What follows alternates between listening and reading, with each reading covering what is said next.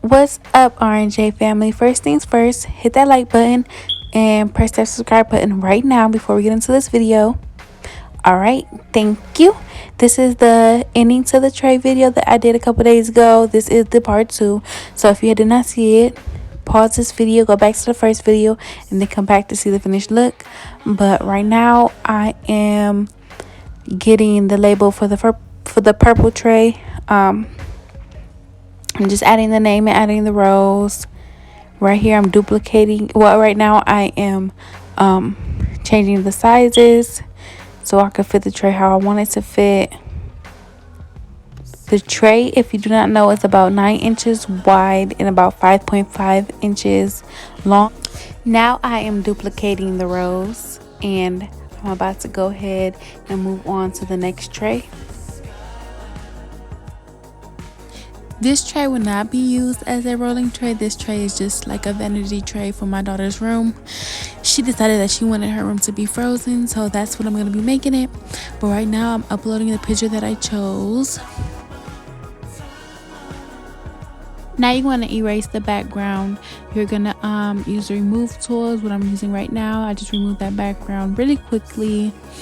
And then some spots I pick up the eraser and take what's left out.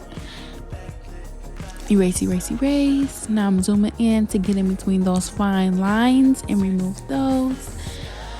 1 2 3 4 1 2 3 4. Get those lines out of here. It's also a back button if you mess up like I tend to do. I am doing this off my phone. I always do it off of my phone, so yep.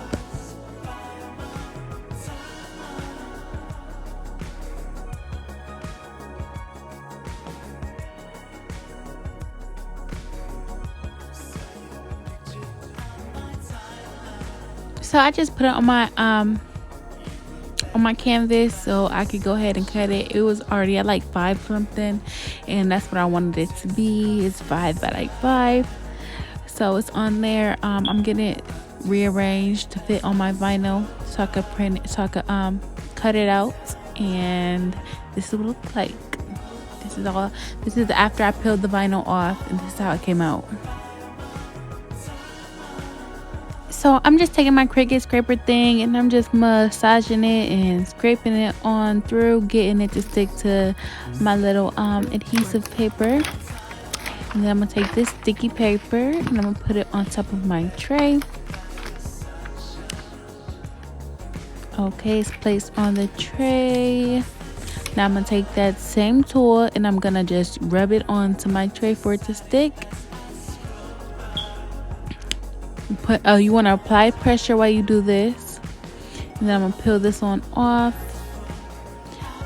If it's not coming off all the way, you could just change the angle of how you're pulling it, which you will be seeing shortly. You don't have to actually do this, you just honestly just pull it the other way, but I wasn't thinking. Just like that, and it came on there perfectly. Now this next step is what I use the green duplicate rose for. I'm just gonna take that stem and apply it on top of the foil purple stem, so that way you can see that it's rose. Just applying it on top, and that green is actually slightly bigger. That's why it looks like this.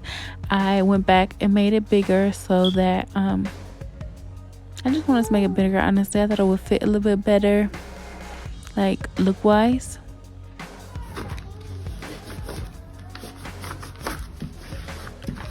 And you repeat the process. You scrape, you pull, you pulling, you pulling, you pulling. Okay, it's off now. You decide which way you want to put it and how you want it to sit. I chose this way, and I apply it to the tray. I scrape it onto the tray, and I let the scraper do its job.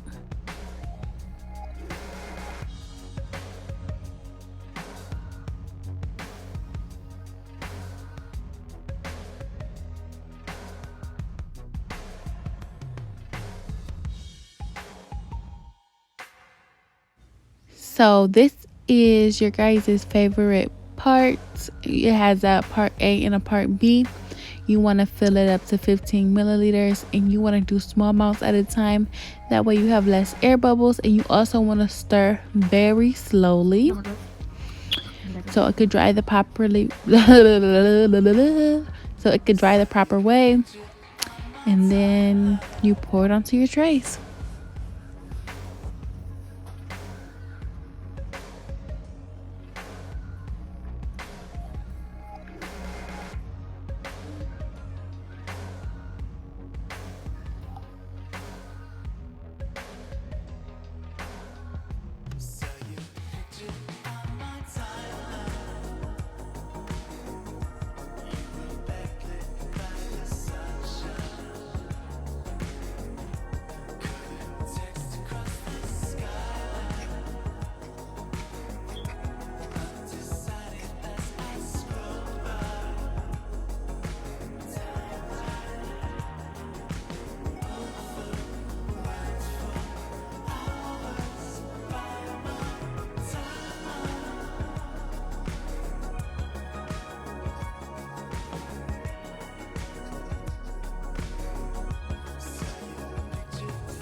Of course, this part is sped up.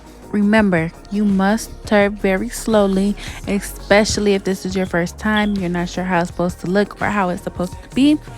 So make sure you just follow the rules and the directions and stir slowly.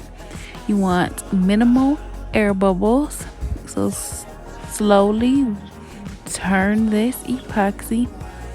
And after you get that all finished, go ahead and add it to the tray.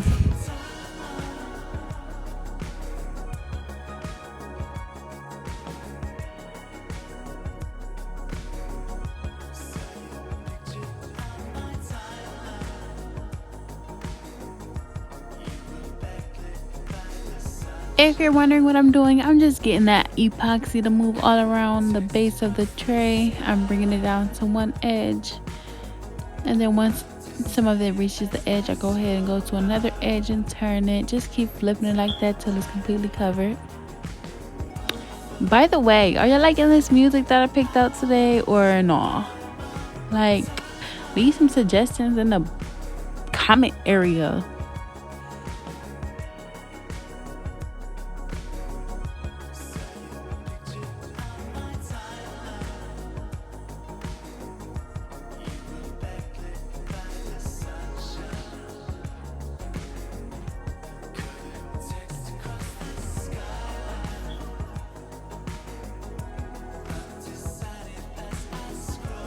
Once the epoxy makes a puddle in the corner, I do dip my finger in that puddle and take my finger and rub it around the edge of the tray, just setting up that rim one more time.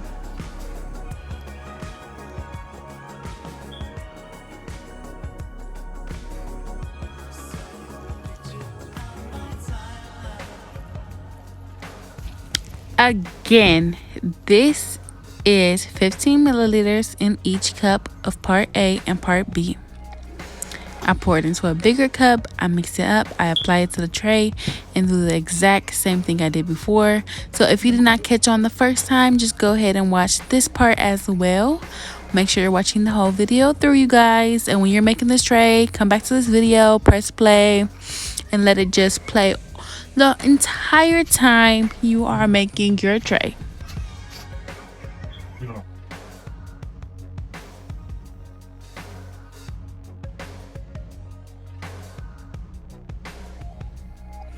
My kid's dad said that this part is satisfying, so here's an up close and personal view for all of you that think so too. I'm gonna keep these parts quiet for you guys so you can just enjoy the satisfaction.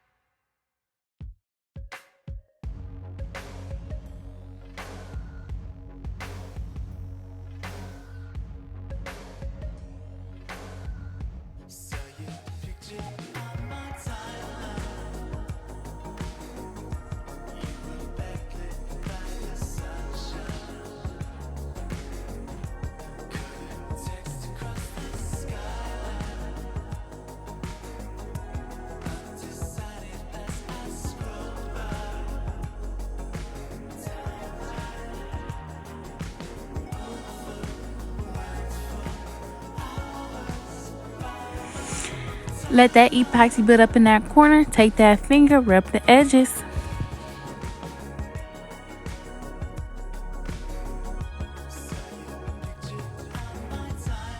And we are done. Here is the finished look of both of the trays. Tell me how you like them. Do you like them or not? Y'all see it? Get up close. There you go. There you go. Make sure you like, comment, and subscribe, guys. Love you. Bye.